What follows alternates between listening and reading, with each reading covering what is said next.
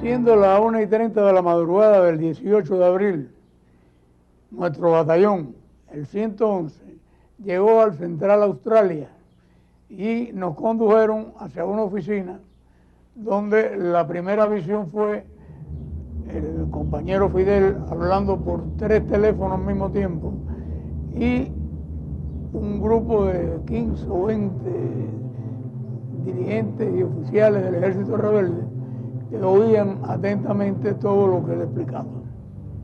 Cuando él termina de hablar con los 3 oficiales que hablaban por los teléfonos, me dice, ¿tu batallón vino completo? Digo, sí, el batallón 111 vino completo. ¿Cuántas armas? Le expliqué las armas que teníamos. Y nos preguntó que si teníamos alguna dificultad, algún problema para poder darme las orientaciones que correspondían. Por supuesto, le dije que no. Él nos explicó que en ese momento no se había capturado ningún mercenario, pero que los mercenarios venían vestidos con trajes de camuflaje, por lo menos los que estaban desembarcando por el territorio de Playa Girón. Inmediatamente me dice, bueno, tu batallón va a atravesar por el occidente de la Ciénaga de Zapata, por el medio de la Ciénaga. Vas a llegar por aquí hasta Pálpite. Cuando pasamos por aquí, recogimos un práctico, porque no conocíamos la zona. Cuando llegamos a Soplillar, nos encontramos ahí en un ligero intercambio, pudiéramos hacer un ligero combate, con 4 mercenarios, paracaidistas. Al detectar que había uno de los paracaidistas con dificultades con su brazo, le encargo al doctor Vivé, que era el médico de nuestro batallón, que lo revisara a ver qué tenía. Y entonces ahí fue donde él descubrió que había una fractura en el brazo, lo entablilló y ya quedó para seguir camino con nosotros en dirección a Soplillar. Pero inmediatamente mandamos a nuestro mensajero de la jefatura del batallón 111, pero Naranjito, que debemos decir que tenía 13 años cuando fue. Y le dimos, vira para atrás, no había mapa, no había nada, llega al Central Australia y ahí le dice, ¿qué hacemos? Que ya tenemos los primeros 4 prisioneros y que hay uno herido. Al salir de Naranjito, nosotros continuamos camino a Cayo Ramona. Hay que decir que en ese trayecto entre Soplillar y Cayo Ramona nos ataca un avión de los que venían como si fueran nuestros cubanos, B-26, y con las insignias de Cuba, no de los extranjeros, y nos tiramos allí y nos cobijamos porque todavía lo que estaban tirando era bombas. Posteriormente vemos que ese avión es golpeado fuertemente porque echaba mucho humo por una de las baterías 4 bocas de nuestras unidades artilleras que estaban en el Central Australia. Pero bueno, en ese entorno hubo un niño, hijo de un campesino que tenía 4 años, que fue asesinado por alguna de las armas aéreas o terrestres de los invasores.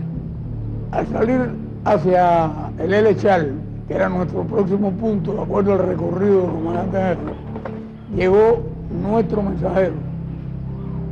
Teniente, dice el comandante en jefe, que usted responde por la integridad física y moral de estos 4 prisioneros, más todos los que se capturen en el transcurso de sus acciones aquí en la guerra.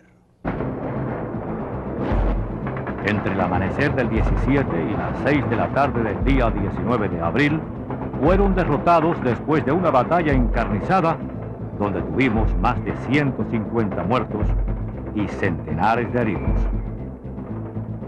Esa batalla se libró a la vista de la Escuadra Naval Norteamericana. Aproximadamente 1.200 mercenarios fueron hechos prisioneros, casi la totalidad de las fuerzas enemigas con capacidad de combatir, sin incluir las bajas mortales de los invasores.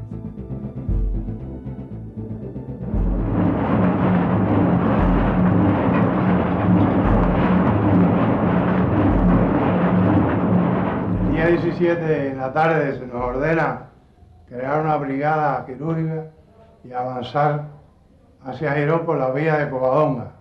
Avanzamos hacia Aguada de Pasajeros y implantamos allí un salón de operaciones con los equipamientos que llevamos de Sinfuego, una lámpara de batería, una mesa de operaciones, 2 cirujanos, un auxiliar de ortopedia y 2 transfusionistas. La primera tarea fue pedirle a la población la donación de sangre y se inició la donación de sangre de todo el personal del pueblo de Aguada de Pasajeros. Nos empiezan a llegar heridos de los invasores. En ese grupo de invasores se nos da un hecho muy singular, que uno de los heridos resulta que me identifica. Juan Diego, ¿usted no se acuerda de mí? ¿Y tú quién eres? Dice, yo soy Juan Figueres. Acuérdate que nos reuníamos en el exilio, en ocasiones en Miami. Yo me casé antes de venir a esta misión y tengo el anillo que me dio mi señora. Y ahora que sé que me voy a morir, quisiera que usted se lo entregara.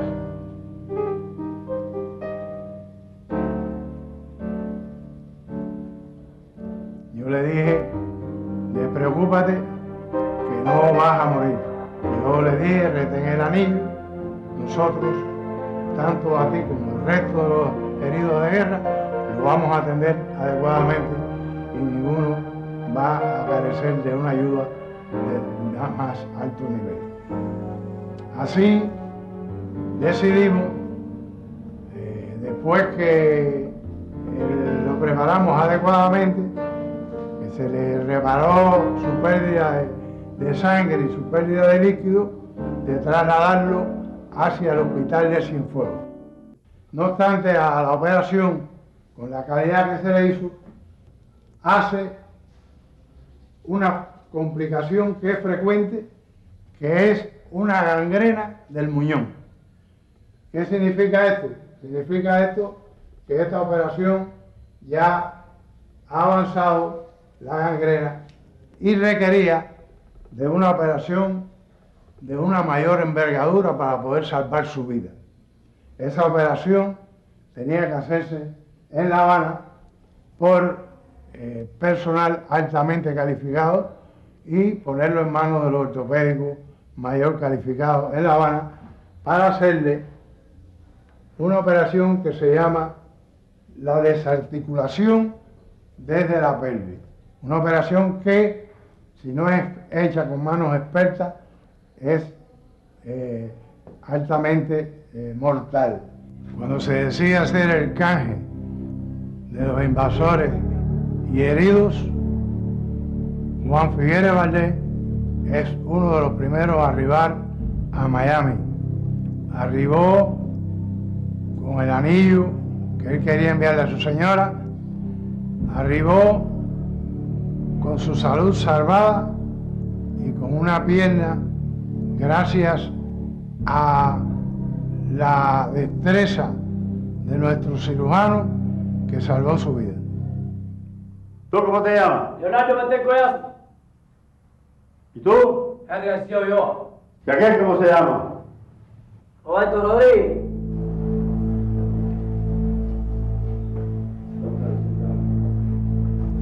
Ese último que tuviste es Manuel Artigo, que es uno de los jefes. Es el que estábamos buscando hace muchos días. Yo tengo que ir a Central Australia a avisar al puesto de mando que ya lo tenemos. En la conversación con Artime planteamos algunas cosas. Primero, que la noche anterior, cuando yo regresaba de San Blas, había visto una figura que me parecía humana que pasaba por delante.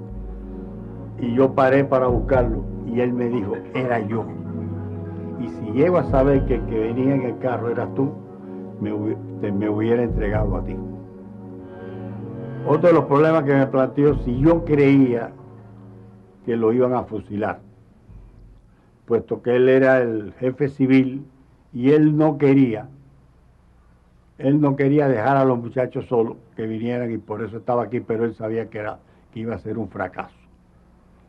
Yo le planteé que hasta ahora no se había fusilado a nadie, que había que tener presente que alguna de la gente que había venido tenían crímenes anteriores antes de irse para los Estados Unidos y que quizás con eso tuvieran un tratamiento distinto, pero que yo esperaba que, como siempre, la revolución fuera justa con todo, aunque con todo lo que habían desembarcado. Así fue, en ese plano fue la conversación que tuvimos, muy amistosa, y después como a las 2 horas, a la hora y tanto, seguimos conversando y llegó el comandante Manuel Piñeiro, que se lo llevó hacia La Habana, y nosotros nos despedimos amistosamente, como habíamos sido siempre. Una semana después de la victoria de Playa Girón, ocurre un hecho inédito en la historia. Fidel Castro Ruz se reúne en la ciudad deportiva con un grupo de invasores capturados. Son los primeros prisioneros del mundo que tienen el privilegio de discutir con el jefe del gobierno que intentaron derrocar. En el transcurso del diálogo, razona, esclarece, forma, mueve a la reflexión y sus palabras llegan a provocar reacciones insólitas. Doctor, le voy a hablar de otro problema. Yo era el cocinero del Houston, de la García Line. Nosotros salimos el mes pasado, el día 24 de La Habana. ¿Usted cree que la tripulación del barco salió a sabiendas de que venía la expedición a Cuba o que fue engañada? ¿Qué usted opina sobre eso? Yo no puedo opinar. Yo creo que por lo menos se dieron cuenta cuando estaban en Puerto Cabeza embarcando. Le voy a explicar la relación de ese caso. Nosotros llegamos a New Orleans y cargamos material de explosivo, ¿comprende? Eso fue lo que nos dijeron. Entonces nosotros salimos, nos decían que íbamos para Panamá, pero nosotros no llegamos a Panamá. Frente a Puerto Cabeza entramos, entonces le dijo al capitán del barco, el dueño que estaba ahí en Puerto Cabeza, que nos reunieran a todos. Entonces nos reunimos y nos dijo que íbamos a una expedición a Cuba, pero que el que no quería que se quedara en el campo de allí, de los aviones de allí, que teníamos garantía. Entonces, por la tarde, como vio que ninguno de la tripulación queríamos ir, cambió de sistema y nos dijo que no teníamos garantía ninguna en el país. Entonces nosotros nos pusieron... ¿Quién le dijo eso? Como que teníamos que ir, el dueño del barco, el dueño del barco. Ustedes ven que magnífica gente son los dueños de los barcos. ¿Usted cree que los dueños de los barcos lo obligaron a ir a usted? Sí, señor. ¿Por qué? Porque eran los dueños de los barcos. Porque no los dieron garantía. ¿Qué le pasó a tu barco? Lo hundieron y yo me tiré al agua junto con 30 y pico, 40 hombres. Incluso 3 que venían atrás de mí se ahogaron porque no pudieron llegar a tierra. Con los del batallón 5, ¿dónde están los del batallón 5? Y de la tripulación de nosotros nada más que... El jefe del batallón 5, Montero Duque, luego de haber sido atacado con cohetes, el barco Houston logró llegar a la costa junto con su plana mayor. El batallón 5 había quedado definitivamente separado del resto de la brigada 2506 y sus efectivos se mantenían ocultos en Punta Cazones, frente a donde se encontraba encallado el Houston.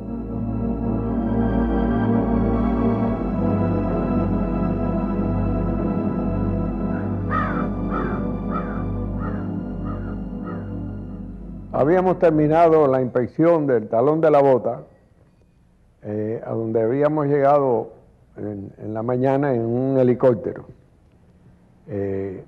A eso de la 1 de la tarde se decidió regresar a Playa Larga con el helicóptero, pero este se descompuso y no pudo elevarse. Por lo tanto, se decidió que regresáramos a pie, para lo cual nos acompañarían 6 combatientes del ejército rebelde, el comandante Luzón, un guía y yo. Iniciamos la marcha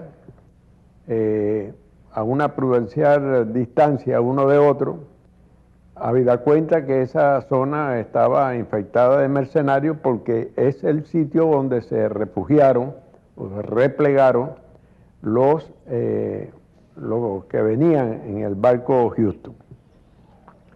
Habíamos caminado aproximadamente 1 hora cuando sentimos que alguien llamaba nuestra atención un sitio por donde habíamos pasado hacía pocos instantes. Se trataba de un mercenario negro que hacía señas de que nos acercáramos y hacía señas hacia un pequeño cayo de monte que le quedaba a la izquierda. Luzón me dio órdenes de que fuera a ver de qué se trataba, cosa que cumplimos. Cuando llegamos al lado del mercenario, me dijo que el jefe, el comandante Montero Duque, quería entregarse. Yo entré al cayo de monte y efectivamente había un mercenario en el suelo, sentado, se había quitado las botas, se veía un mal estado general, posiblemente tenía fiebre, sentía sed, o sea, que realmente se veía enfermo. Lo primero que él me preguntó y me dijo, ¿ese que va al frente de ustedes es el comandante Luzón? Y yo le respondí que sí, no sin no sentir un poco de extrañeza, ¿no?, de que conociera a Luzón. Y él me respondió rápidamente, yo quiero entregarme al comandante Luzón. Conduje a Montero Duque, a su ayudante y a su estado mayor, que eran unos 4 mercenarios, hasta donde estaba Luzón, y se lo presenté. Ellos le narré a Luzón lo que había pasado hacía unos momentos, se dieron la mano y bueno, después conversaron largamente. Quiero decir algo. Cuando el doctor Castro entró por aquí, la primera pregunta que me dirigió a mí, ¿y tú qué haces aquí? Yo quiero decirle al doctor Castro que el caso que le pasó al teniente es el caso mío también. Fui sargento del ejército, fui licenciado en el 59 con conducta excelente, no he tenido nada manchado en mi expediente. Usted mismo reconoce que nosotros los ex militares tuvimos muchos que salir de Cuba porque el pueblo, como usted dice, estaba indignado por la actuación que algunos militares hicieron y no todos. ¿Usted cree que había o no había discriminación racial en nuestro país? En cierta manera sí. Nosotros no opinamos que en cierta manera. A usted, por ejemplo, lo dejaban ir al club donde aquel señor que habló ahorita pertenecía. A usted lo dejaban, yo le voy a hacer una pregunta a usted, ¿de qué club usted era socio? Sí, del Náutico. Ahí dejaban entrar a un señor negro. No lo dejaban entrar. ¿Por qué no lo dejaban entrar? ¿Y por qué usted no vino a luchar aquí para que se dejara entrar a los negros al mismo club en que usted iba, señor? ¿Por qué no vino a luchar por el derecho de ese hombre discriminado? Para que se desapareciera esta odiosa discriminación que provenía desde la época de la esclavitud. Y usted no fue capaz de empuñar un arma contra esa injusticia y vino ahora aquí hablando en nombre de ideales para luchar contra una revolución que ha establecido la igualdad social y que le ha dado al negro el derecho a la educación, el derecho al trabajo, el derecho a ir a una playa y el derecho a crecer en un país libre sin que se le odie y sin que se le discrimine. Entonces usted se podía juntar aquí para combatir a la revolución con aquel señor, pero para irse a bañar a la playa no podía juntarse. Para desembarcar en Playa Girón sí a combatir contra la revolución, pero para ir allí a divertirse no podía ir. Y usted vino, sin embargo, con aquel señor que nunca se preocupó de que usted lo dejara bañarse en aquel club, como si las aguas del mar se fuesen a teñir con su color. Fidel sorprende a la opinión pública norteamericana cuando 28 días después de la victoria de Playa Girón, reclama la indemnización para Cuba por los daños materiales sufridos durante la agresión mercenaria. Estas transacciones no incluirían a aquellos mercenarios que tenían causas pendientes por crímenes y torturas a la población durante la tiranía batistiana. Con la finalidad de negociar el canje, se crea una comisión de 10 prisioneros seleccionados por sus propios compañeros. Delegación que integraron Ulises Carbó Yanis, Gustavo García Montes, Seferino Álvarez Castrillón, Mirto Collazo Valdés, Luis Enrique Morce Delgado, Waldo Castroverde Giol, Hugo Sueiros Ríos, Juan José Perullero, Félix Eloy Pérez Tamayo y Reinaldo Pico Ramón. En el aeropuerto de Miami, Castroverde, uno de los miembros de la comisión, declara ante la prensa y los familiares reunidos allí que todos los prisioneros estaban bien de salud, que no han sido maltratados en ningún momento. Además, llevaban cartas de los presos para sus familiares. Ante la contundencia de los hechos, la diplomacia norteamericana se vio forzada a apoyar la propuesta de Fidel. El presidente Kennedy se encontraba en una posición embarazosa, tanto si aceptaba la indemnización como negándose a ella, quedaba en entredicho. En ese afán de Fidel por la verdad, él invitó a un grupo de periodistas a entrevistas con figuras que llegaron con la invasión, que en realidad eran simples instrumentos de los que no vinieron, aquellos que habían perdido en Cuba todo. Y fue un encuentro basado en la más absoluta libertad. Los mercenarios podían decir lo que quisieran y los periodistas no tuvimos ninguna indicación de aquello a lo que debíamos referirnos.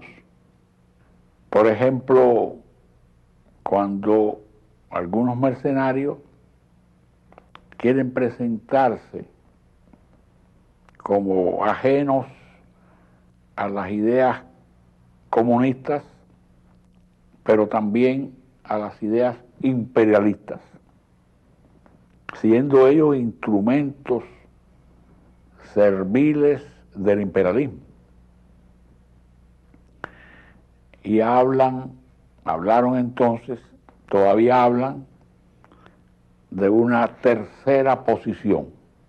Muy buenas noches, señor presidente de la República, señores embajadores extranjeros, señores miembros del gobierno, señores televidentes.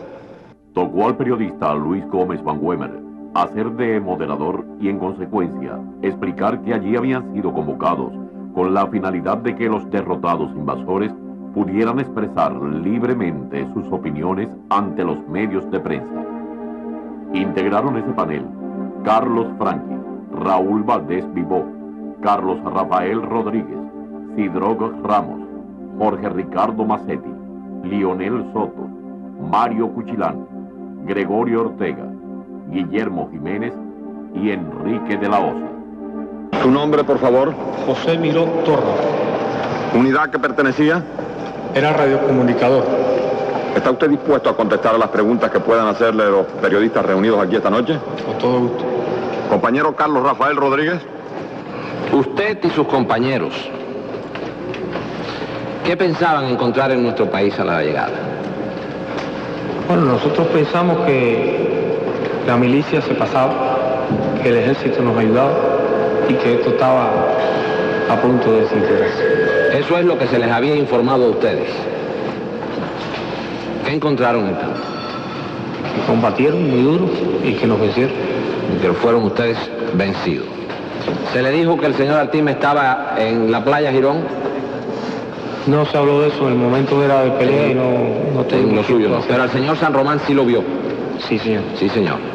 ¿Supo usted un intento de reembarque del señor San Román? Sí, señor. Lo supo. ¿Su criterio sobre eso quiere decirnos? ¿Lo puede no decirlo si no lo quiere decir? Prefiero no decirlo. ¿Usted prefiere no decir su criterio sobre ese intento de reembarque? Sí. ¿Tuvo usted noticias también de que ese reembarque había fracasado? Lo vi fracasar. Lo vio usted fracasar. Es decir, usted con sus propios ojos comprobó que habían sido hundidas esas lanchas. Sí, señor. ¿Por qué fuerzas? Un avión a chorro. Un avión a chorro. ¿Qué tipo de arma? Bueno, yo era radiocomunicador, entonces el arma que llevaba era un M3.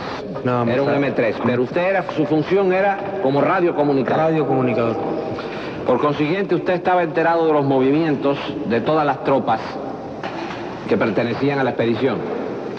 No precisamente porque yo no era radiocomunicador de la brigada, sino del batallón 2, no tenía nada más que comunicación con el batallón 2. Exacto. Pero en el círculo en que se movieron ustedes en Playa Girón era un círculo relativamente estrecho. Estrecho, casi yo no tuve que intervenir porque las órdenes se daban casi personalmente, no había...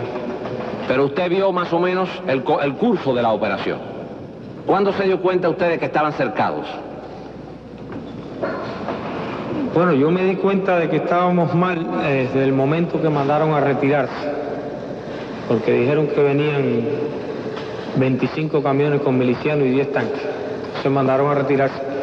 Nos retiramos hacia la derecha, hacia lo que llamamos nosotros, no sé si será su propio nombre, Playa Azul. Siendo usted radiocomunicador, le escuché a usted decir esto ayer.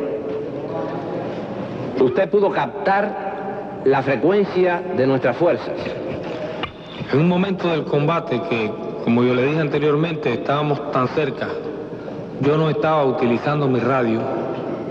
Me puse a buscar para captar la frecuencia de ustedes. Entonces pude oír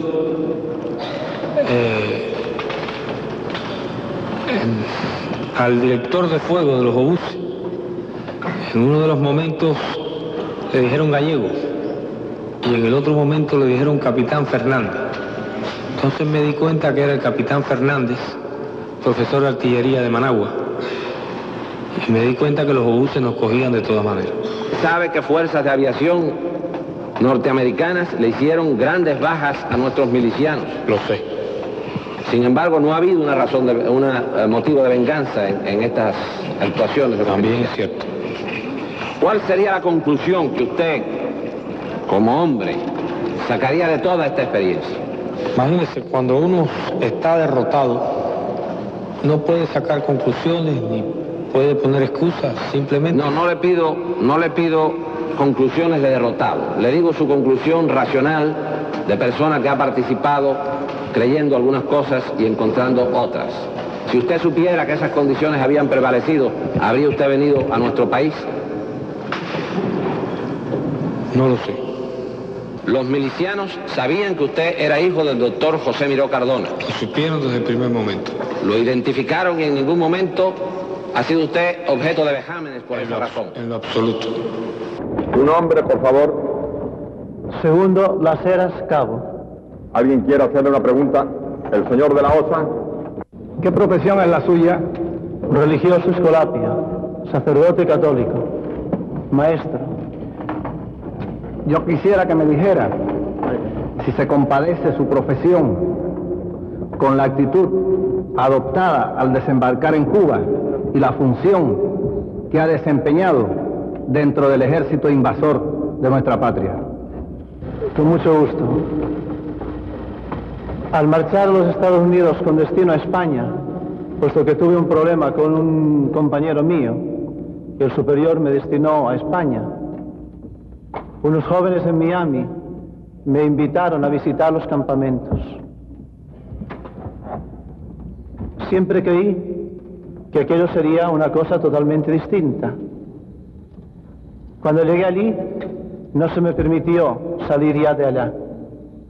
Casi podemos decir, se me coaccionó.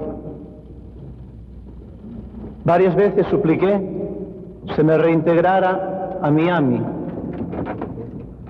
y se me negó el permiso. Entonces, en vista de que otros muchachos habían escapado, no sabemos la suerte de los mismos, y otros habían sido confinados en la cárcel del Petén, en el corazón de Guatemala,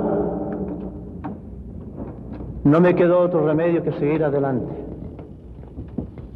Siempre se nos inculcó la idea de que no iba a producirse ese acontecimiento sangriento que tristemente ha pasado en Cuba.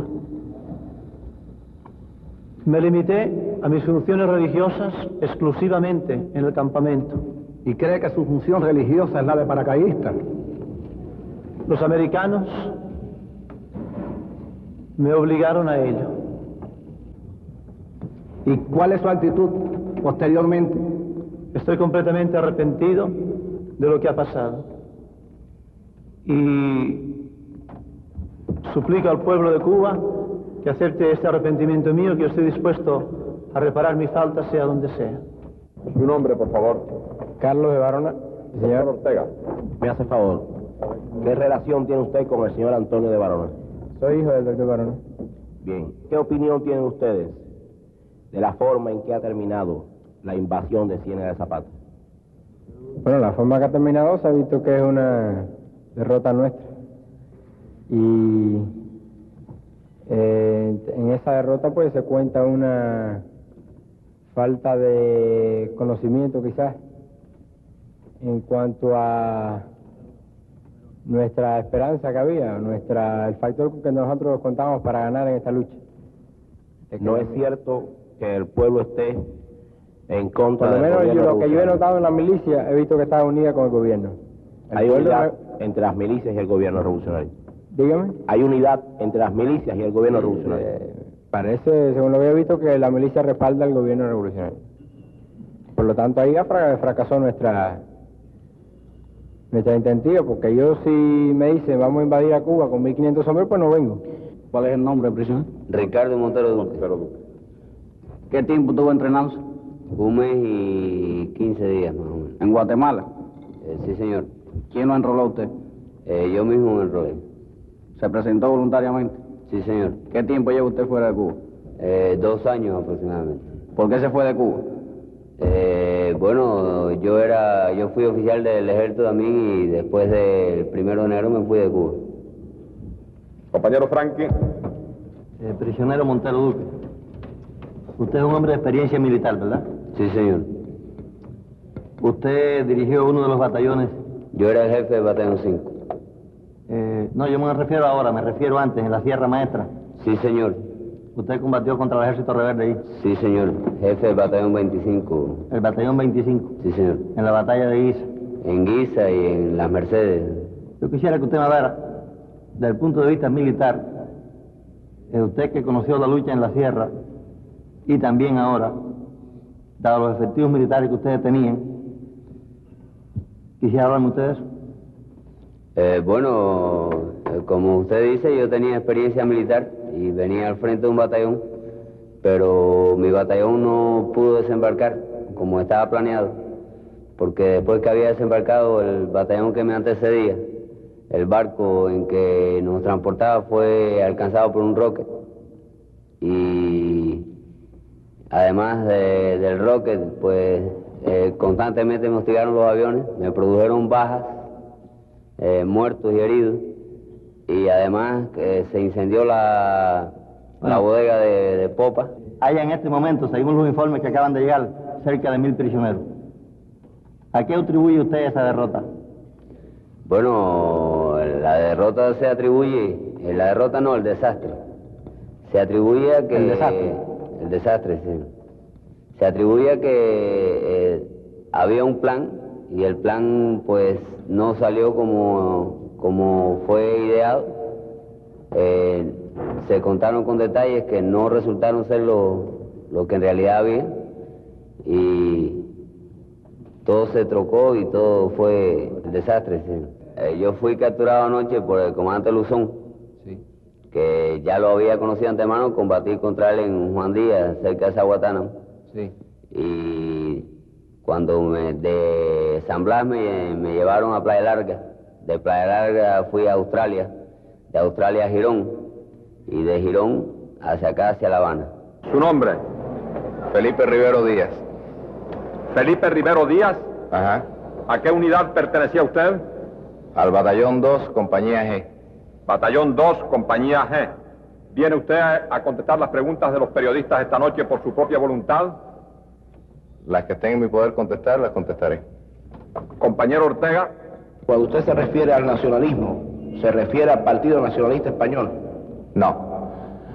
Aquí en Cuba hay una incultura política supina. Esa es una opinión pública, es una opinión particular. No, Pepín Rivero fue dirigente de la Falange en Cuba. La Falange y la reacción cavernícola es una cosa y el nacionalismo, a mi entender, es otra. Tampoco ¿En qué consiste su nacionalismo? Mi nacionalismo consiste en una postura digna de Cuba. En la tercera posición, por ejemplo, que adoptó Nasser en Egipto. En la tercera posición, por ejemplo, algo que pudo haber hecho, por ejemplo, el señor Batista antes de prostituir el 10 de marzo como lo prostituyó. Que, claro, Batista es un hombre muy limitado, en mi opinión también. Batista es un individuo que era un señor que se produjo en medio de un ambiente, al cambiar ese ambiente no supo cambiar con él. Pero a mi juicio, a pesar del talento de la primera figura del régimen y de muchas figuras que lo rodean, el error ha estado en no buscar esa tercera posición. ¿Y usted cree que enrolándose en los Estados Unidos, entrenándose en una base bajo instructores norteamericanos, con armas norteamericanas, bajo la supervisión de Idígoras y Somoza, acompañado con destroyers norteamericanos, venían ustedes a luchar por una tercera posición en Cuba o venían a luchar bajo la sumisión del imperialismo yanqui? En primer lugar, yo no estaba ni siquiera con el aparato político del llamado Frente. En segundo lugar, la mayoría de los hombres que están ahí responden a distintas tendencias y a distintos partidos políticos y agrupaciones. Yo sabía perfectamente bien que aquello no era lo perfecto, estaba muy lejos de ser lo perfecto. ¿Y usted cree que el grupo sano ese eran los asesinos de Batista que han desfilado por aquí? Eran los hijos de los adinerados que han desfilado por aquí. Eran los hijos de los malversadores que han desfilado por aquí. Eran los Cándido Moras que acaba de declararse que ha caído prisionero.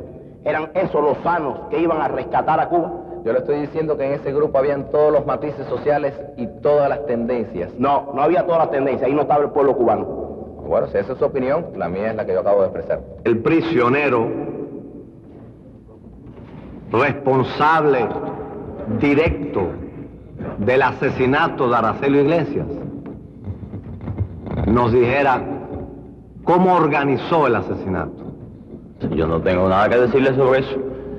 Es cierto. Porque usted me está señalando a mí como que yo fui el que realicé eso, lo planeé, lo ejecuté fríamente, lo preparé. Yo no, ya le expliqué mi intervención en eso. ¿Cuál fue? Vinieron los compañeros que debían participar, inclusive los compañeros de la CTC, el compañero Morera, que era el organizador del mismo, los otros dirigentes del puerto, y ya cuando estaban ahí, entonces le llamamos, yo quedé con el chofer, Gabriel Miramón Noviola, que era el chofer de Araceli, que lo fuera a buscar a donde estaba. A las 12 menos 20 regresó con el compañero Araceli. Araceli entró bien, como siempre, con todos los trabajadores, muy bien.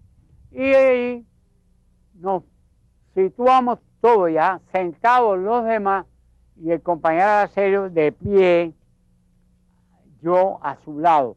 Y Araceli comenzó y logró hacer toda la explicación que se consideraron necesario para la comprensión del resto de los trabajadores.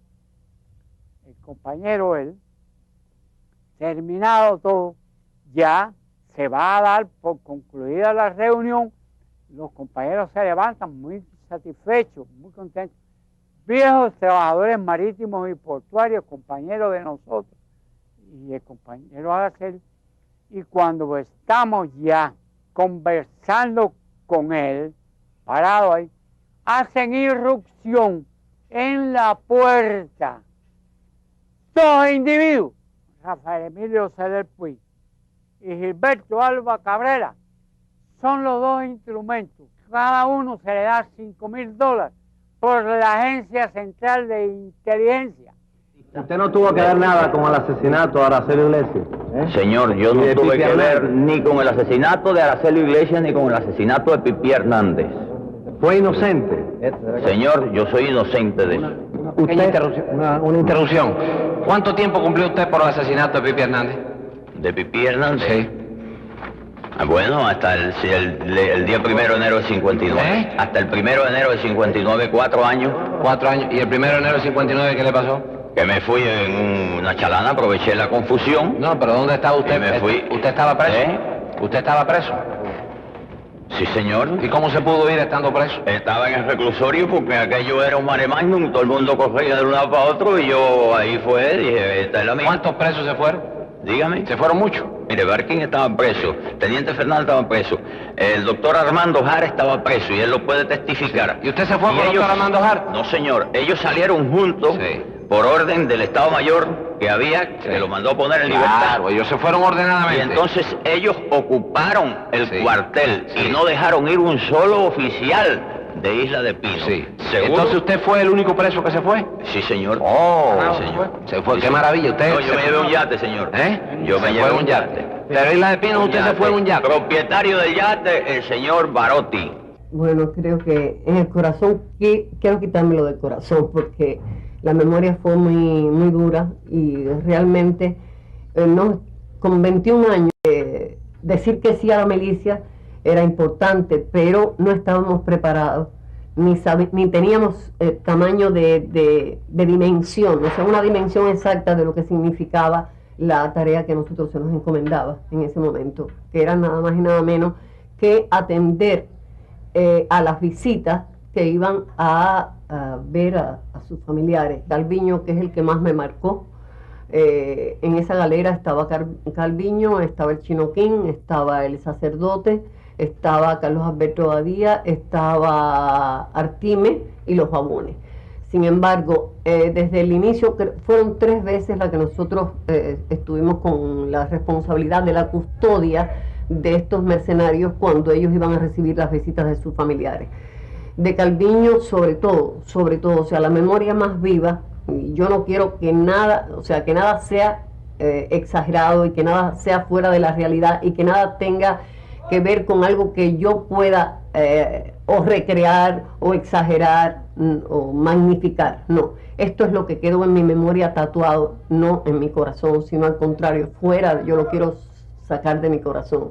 Y era ver la perversidad de ese hombre en todas sus manifestaciones. La detención fue a las 4 de la mañana. Traigo aquí porque lo conservaba, porque que me enfrentaría algún día delante de ti. ¿Te acuerdas que te lo dije? Esta es la vaca. Verán que por aquí tiene sangre todavía. Porque me dio una patada en el vientre y tuve una hemorragia. Como me tuve que fajar con ellos para que no realizaran eso, me partieron 2 vértebras. ¿Te acuerdas? Bueno, me conmovió mucho, por ejemplo, el Chinoquín, que era un individuo que estaba siempre en cuclilla contra la pared. O sea, casi nunca lo vi incorporado. De que se lo acusaba por haber dado muerte al soldado. Un soldado rebelde. Bueno, ¿Usted sabe el nombre? ¿Usted sabe el nombre del soldado que se asesinó? Bueno, yo creo que le dicen el Pupo, ¿no? Pupo. Yo quiero que se me aclare esta situación, porque el mismo personal que yo tenía allí en la casa puede ser testigo de que cuando sonaron esos disparos, yo estaba con Usted me ellos. dijo, cuando estábamos conversando hoy, haciendo todo este reportaje, que usted no había tenido participación en nada, que me pidió que venir acá a declarar y vino. Pero también me pidió que le pusiesen delante a una de las mujeres que había sido secuestrada. Señor. Y vino. Por favor, si pueden traer a esta señora. ¿Usted reconoce a este prisionero? ¿Cómo no lo voy a reconocer? Si él no tenía en la cárcel, no estaban estudiando con un revólver. No le sé el calibre al revólver. El prisionero dice que no tuvo ningún conocimiento de lo que le había pasado al soldado Pupo. Que no tuvo ningún reconocimiento. Bueno, sobre el soldado muerto yo no tuve ninguna participación. No, que va. Y cuando iban a salir, ¿quién fue el que salió del yate con un puñal en la mano? Fuiste tú. Bueno, yo quiero aclarar una cosa. Sí, y los remataste después que estabas en el suelo. Yo quiero aclarar una cosa. Perdón, porque si... usted me pidió un testigo. Señor. Me pidió venir acá. Señor. Y vino el testigo. Dígame. ¿Esa señora estaba allí? Sí, señor. Adelante, siga contestando. Bueno, pero yo no puedo estar allí en dos lugares distintos. Este es el automóvil. Sí, señor. Este es el automóvil. Sí, señor. Que ustedes utilizaron. Esta es la playa. Sí, por donde ustedes escaparon. Sí, señor. Esta es la casa de esta señora. Bueno, la casa yo no sé porque era una casa de portal de madera. ¿Usted reconoce a la señora? Sí, señor. ¿Usted la llevó secuestrada, la señora? Bueno, eso sí, estaba ahí con... ¿Usted la secuestró? Que era yo era el que la estaba custodiando en la misma casa. Y en este lugar cayó asesinado el soldado que la señora narra que usted mató de una puñalada. Ahora yo le voy a pedir, señora, que usted nos diga las palabras que tuvieron el prisionero y los que con él se fugaban. Las palabras que pronunció el prisionero y los que con él se fugaban en el momento que partía el yate. Bueno, cuando ellos se iban, el alemán, que así usted lo mentó. Señora, perdón, ¿el alemán es este? Efectivamente. Este es el alemán. Que usted lo mentó. Él le dijo, ¿por qué lo hiciste? Y usted le contestó, no importa, sigue. Bueno, eso es incierto, señor, porque Eso no es incierto. Bueno, perdón, moderador. Yo creo que es suficiente. Simplemente el prisionero me había pedido venir a declarar y me había pedido un testigo. Vino a declarar y vino el testigo. Podemos continuar con el... La señora ha identificado al prisionero, el prisionero ha identificado a la señora. Creo que es suficiente la declaración. Bueno, recuerdo que, por ejemplo, con los babunes, que eran unos criollos orientales multimillonarios, la experiencia fue casi hasta simpática. Estos individuos no tenían ningún pudor, pero tampoco eran agresivos en lo absoluto, al contrario. Ellos decían, miliciana, si tú hubieras tenido el Cadillac que yo tenía, si tú hubieras tenido lo que yo tenía, hubieras venido igual que yo para acá, lo que pasa es que te tocó estar de la otra parte. Además, tú no sabes dónde estás, eso no se me olvida nunca más, sobre todo el más gordito de ellos dos, que era el que más hablaba, ¿no? 14 mercenarios que participaron en la expedición por Bahía de Cochinos se enfrentan a la justicia revolucionaria el 8 de septiembre de 1961. Comparecen como acusados por su larga historia de crímenes, torturas y atropellos durante la dictadura de Batista. A la 1:30 de la tarde comenzó la vista de la causa 833 de 1961 en la sala primera de la Audiencia de las Villas, seguida por el delito contra la integridad y la estabilidad de la nación. Voy a explicarles en qué consistió la causa número 833 del 1961 del Tribunal Revolucionario de la provincia de Las Villas. En la misma resultaron juzgados un grupo de mercenarios, en este caso 14 de los más connotados integrantes de la Brigada 2506. Entre estos se encontraban asesinos convictos, personas que tenían causas pendientes por torturas y vejámenes a detenidos y traidores al movimiento 26 de julio y al ejército rebelde. El tribunal sesionó en su composición habitual, es decir, un presidente y 4 vocales.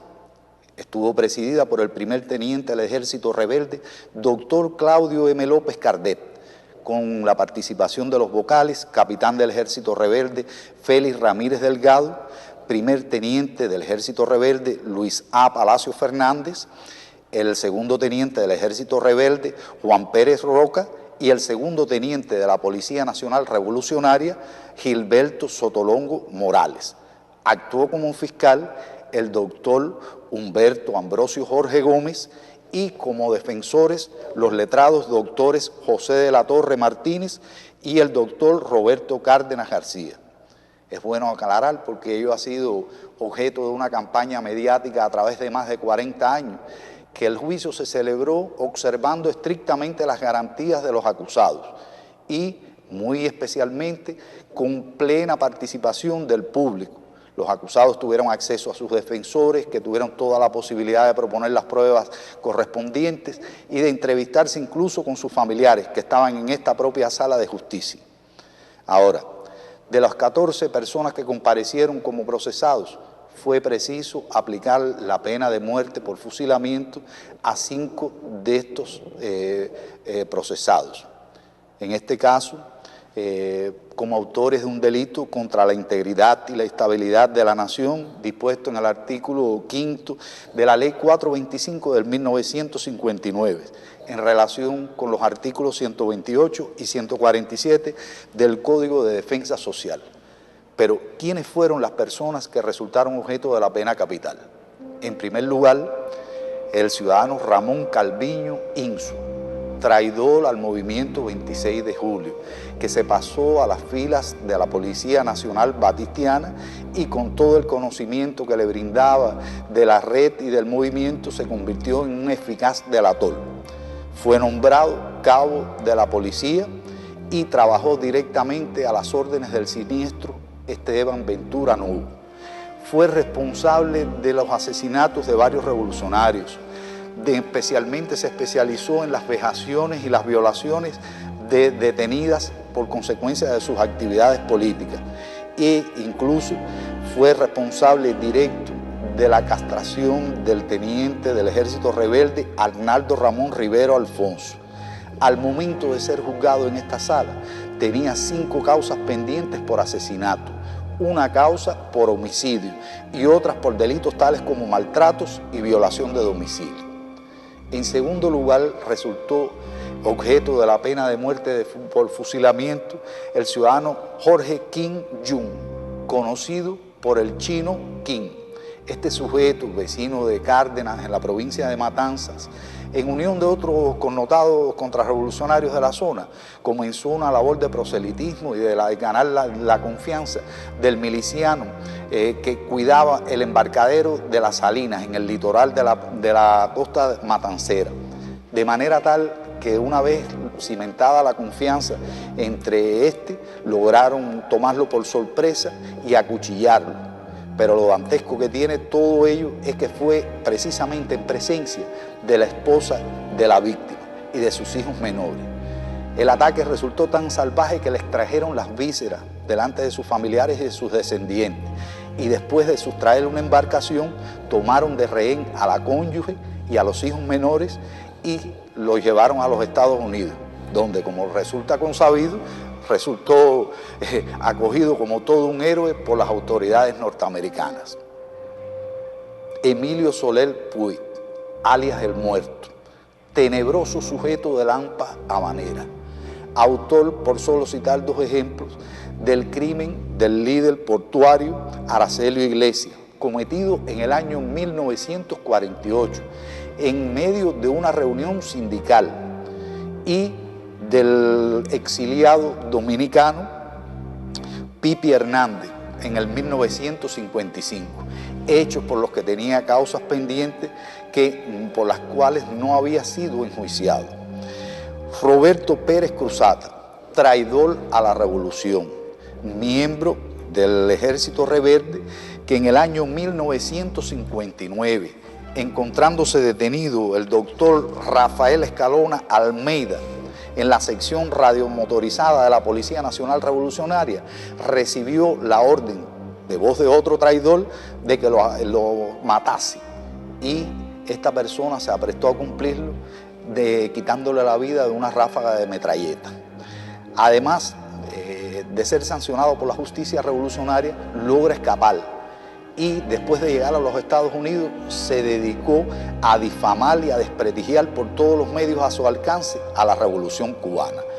Y finalmente el ciudadano Antonio Valentín Padrón Cárdenas igualmente resultó sancionado a la pena capital. Esta persona era un connotado asesino en las provincias orientales, directamente al mando del tristemente Fermín Conley Gallegos, el llamado artífice de las Pascuas Sangrientas. Al momento de ser detenido, tenía varias causas por las que había sido sancionado en ausencia a la pena de muerte por delito de asesinato y todo tipo de excesos contra revolucionarios detenidos. Esas fueron las personas a las que fuera preciso imponerle la sanción de muerte. Ahora, ¿qué sucedió con los 9 restantes?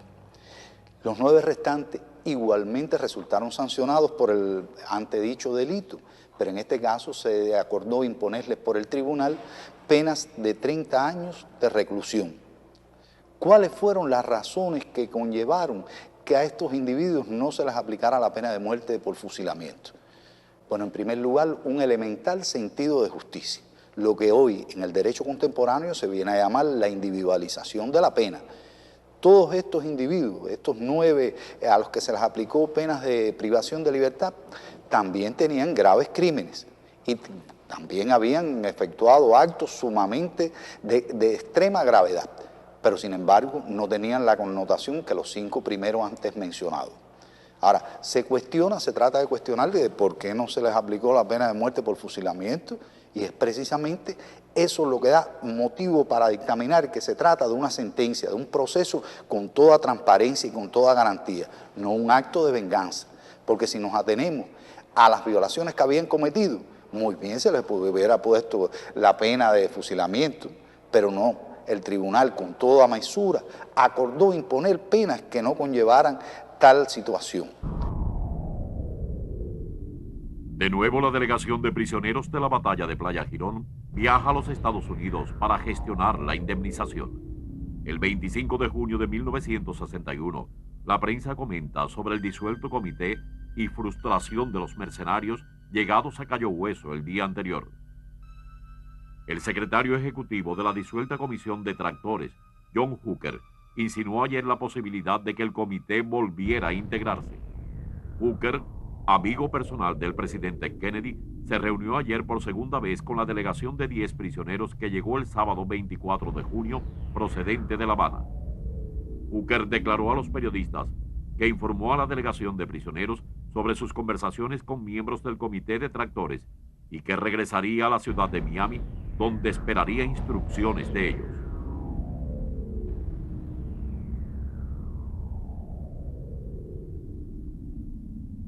Ante esta situación, el gobierno revolucionario decide someter a juicio a los mercenarios de Playa Girón y cancela el ofrecimiento de libertar a los mismos mediante el pago de una indemnización en maquinarias agrícolas.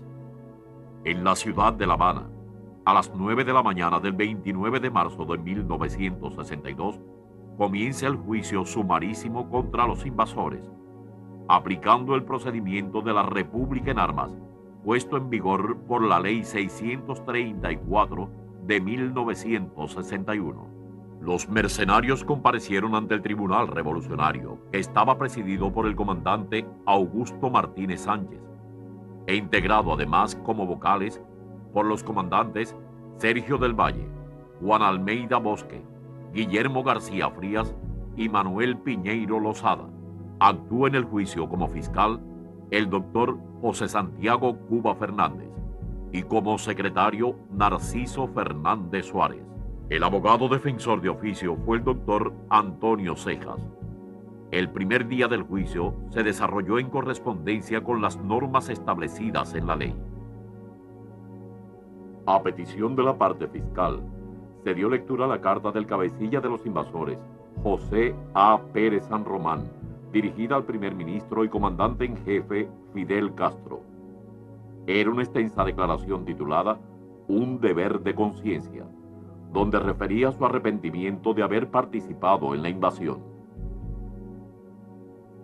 Yo controlaba toda la actitud de ellos al terminar la sección del juicio con la tropa que tenía, que los custodiaba y que tenían instrucciones concretas de darle un trato preferencial.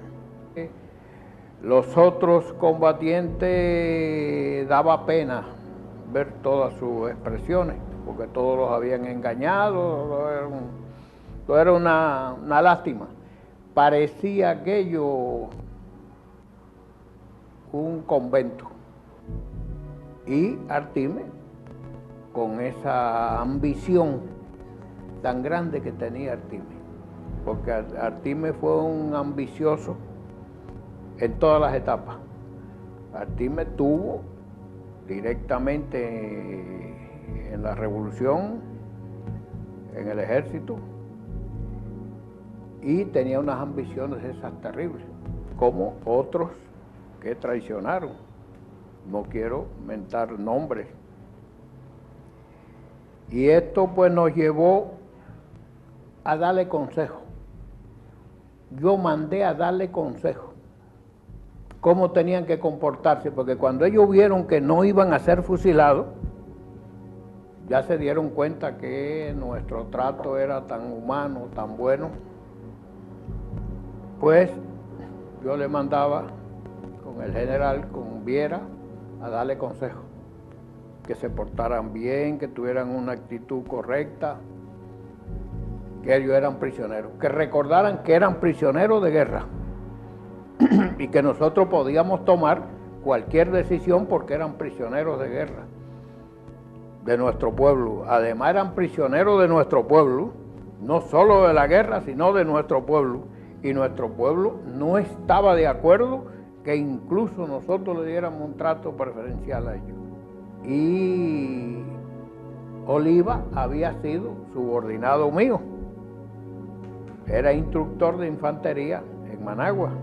Como muchos viejos oficiales estaban en Managua, yo tenía una cantidad de oficiales muy grande que servían como instructores. No le dábamos mando, sino como instructores. Y a Oliva lo llamé yo en el medio del juicio. Le dije, ¿tú te acuerdas que estaba subordinado a mí? Y que estaba de instructor de infantería, ¿y cómo se te ocurrió venir aquí si tú sabes que aquí había un ejército dispuesto a recibirte a tiro y que no ibas a tener ningún éxito de nada? Tú no te diste cuenta porque tú eres de los que estabas dirigiendo y no tuvieron esa idea. Ustedes pensaron que nuestros hombres no amaban la patria, que este pueblo es el pueblo más patriótico que ustedes pueden observar, y vas a venir aquí ahora. En el documento Un deber de conciencia, José Alfredo Pérez San Román expone: un deber de conciencia cumplo al decir las verdades que siente mi alma, y que la propaganda auspiciada por los que me trajeron hasta aquí dirá que no solo son verdades del alma, sino mentiras fabricadas por la mente ante el temor, o más aún, dictadas por los lavadores de cerebro y los tónicos al efecto. Menos me importa aún la propaganda deshonesta que sirve intereses mezquinos. Así que allá va mi mensaje.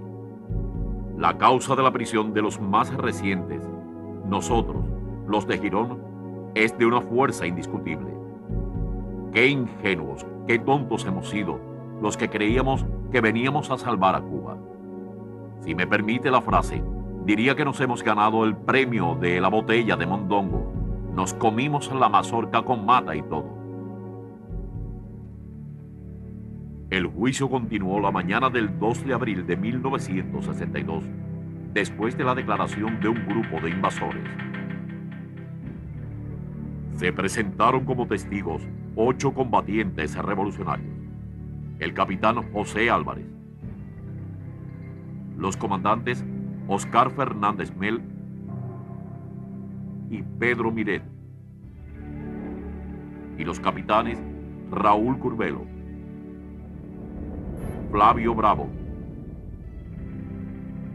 Emilio Aragonés, José Ramón Fernández y Osmani Cienfuegos. La tarde siguiente se reinicia el juicio. El presidente del tribunal concede la palabra al fiscal, quien manifiesta que renuncia al resto de la prueba testifical. Posteriormente, el presidente se dirige a la defensa y ésta dice no tener más pronunciamientos sobre pruebas. El juicio sigue con el informe del fiscal y las palabras del abogado de la defensa, quien pide una sentencia justa y generosa. El juicio quedó concluso para sentencia. Bueno, después de las distintas declaraciones de los testigos, donde estaba demostrado lo artero y lo traicionero que había sido el ataque y cuáles eran las aspiraciones de ellos, y las aspiraciones de ellos en cuanto a si tenían éxito, cabe destacar la vulneración de todos los derechos humanos y de la Convención y las leyes internacionales y de la Convención de Ginebra del tratamiento a los heridos por los bombardeos de los ómnibus, los bombardeos de las ambulancias, de los autos y camiones que venían con enfermos y perfectamente señalizados con la Cruz Roja. La sentencia dictada en el juicio contra los invasores fue la siguiente. En la ciudad de La Habana, a los 7 días del mes de abril de 1962, ante el Tribunal Revolucionario, fue vista en el juicio sumarísimo la causa número 111 de 1961, seguida por infracción del artículo 128 del Código de Defensa Social, en relación con el 5 de la ley número 425 del 7 de julio de 1959 contra los acusados. Fallamos que se les imponga como sanción por su traición a la patria la pérdida de la ciudadanía cubana a todos los que la ostentaron, así como el pago de una indemnización a cada acusado con prisión subsidiaria hasta un máximo de 30 años con trabajo físico obligatorio, siempre y cuando no fuera satisfecha la indemnización impuesta a José Alfredo Pérez San Román, Erneido Andrés Oliva González y Manuel Artime Buesa a la suma de $500,000 cada uno. Los restantes invasores fueron condenados a pagar la indemnización de $100,000, $50,000 y $25,000 según su responsabilidad. El abogado James B. Donovan trabajó para la Oficina de Servicios Estratégicos y antes de la creación de la CIA. Resultó también el principal mediador en el intercambio de agentes espías durante la Guerra Fría junto al coronel ruso Rudolf Abel y los estadounidenses Frederick Prior y Gary F. Powers. Nuevamente sus servicios como mediador son solicitados, pero ahora por el Comité de Familiares. Con motivo de esta misión, Donovan realiza reiterados viajes a Cuba y se entrevista con Fidel. Una comisión de familiares de los invasores arribó a Cuba por vía aérea el 10 de abril de 1962 para tratar con el gobierno revolucionario sobre la indemnización por daños materiales que debía ser pagada al pueblo de Cuba. La comisión estaba presidida por Álvaro Sánchez, ex dueño del Central Senado, e integrada también por Enrique Yaca Escoto, Virginia Betancourt Cáceres y Ernesto Freire Barona. El diario Revolución comenta el 13 de abril de 1962 una crítica del periódico The New York Times a la posición asumida por el presidente Kennedy con relación al pago de la indemnización. Y señala que el gobierno de los Estados Unidos debería ayudar para pagar las cantidades fijadas a los que cayeron prisioneros en la fracasada invasión a Cuba. El Times expresa que el presidente, hablando sobre Cuba, tuvo razón en decir que Fidel Castro no puede esperar que los familiares de los prisioneros cubanos reúnan los $52 millones. Pero pregunta si está bien que Kennedy haya dicho que el gobierno de los Estados Unidos no pudiera participar en semejante negociación. Y a mediados de 1962, ocupando nosotros el cargo de viceministro de Importaciones en el Ministerio de Comercio Exterior, se nos encomendó por el entonces ministro, compañero Alberto Mora Becerra, el que confeccionáramos un listado contentivo de los productos, las descripciones, el precio unitario de los mismos y el monto que deseábamos, ya que se discutiría o se comenzaban discusiones con los Estados Unidos de América para el intercambio de los prisioneros de la agresión a Playa Girón para que pagaran una indemnización con productos y equipos de la medicina y otros. Recuerdo que esa lista ascendió aproximadamente a $60 millones, es decir, excedía lo previsto por nosotros, que eran $52 millones por si faltaban algunos. Se incluyeron medicinas, productos alimenticios, algunos equipos Caterpillar para la agricultura. En definitiva, estos equipos de la agricultura no se recibió ninguno. Se habían recibido $2 millones originalmente que se emplearon en la compra de incubadoras en Canadá para el desarrollo de los programas avícolas en el país. Bueno, en realidad la participación nuestra en este hecho fue acompañar a un grupo de invasores que habían estado enfermos o que habían sido heridos, pero que ya todos estaban totalmente recuperados, como parte del canje que se hacía con el gobierno de los Estados Unidos, como recuperación de los daños ocasionados. Bueno, esa noche fuimos a la prisión del Castillo del Príncipe, donde estaban estos invasores que iban a ser canjeados, ¿no?